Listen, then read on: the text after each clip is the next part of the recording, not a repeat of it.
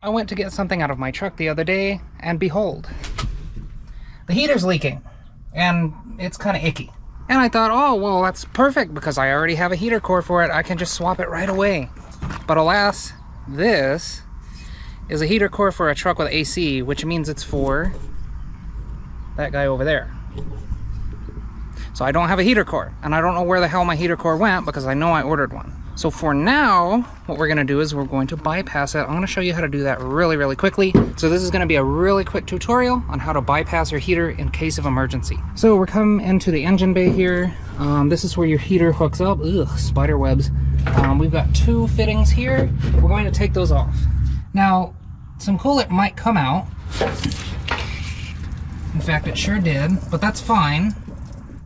Now, these can be a pain in the ass, so I'm just gonna cut the hose off, so I will be right back. Now, with that done, I picked up this from AutoZone or O'Reilly's or wherever you want to get your parts. This is a plastic heater fitting. It goes from 3/4 to 5/8. All we're gonna do is join those two together and get them away from the header. The 3/4 side goes in the 3/4 side, and the 5/8 side goes in the 5/8 side. There we go. So we'll do that. We'll get a hose clamp on here, and well, this one just slides up. It's kind of old, but we're going to use it for now. We'll just tighten our clamp down. And now let me go find another hose clamp really quickly. Now with that done, quite a bit has leaked out of my radiator, so I need to go get some antifreeze and fill this up. I would normally just use water, but I've done that a couple of times already, and I want to get some actual coolant back in here. So away we go. I just happened to look up under here one last time when I came back here for my antifreeze, and look what I found.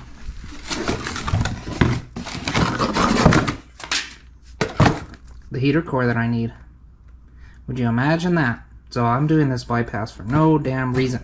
But that's okay, because I still need to go pick something up, and I do not have time to do this before that happens. Now, as a disclaimer, obviously you should replace your heater core, but maybe you just noticed your heater leaking and you pulled into an AutoZone or O'Reilly's and you need to know what to do next. A lot of these places don't stock these heater cores anymore, especially for a truck without AC. And if they do, they're probably 2 to 3 times as expensive as if you had just ordered one off Rock Auto or one of the online places. So maybe you need an emergency bypass. I'm not here to tell you that you should do this. I'm here to tell you how to do it in case you need to do it. And that's all there is to it. I really hope you never have to do this. I hope that you always have time to swap your heater core. But anyway, I hope this video was informative, educational, entertaining, whatever to you. As usual, you be good while I'm gone. I'll see you next time. Have a good week.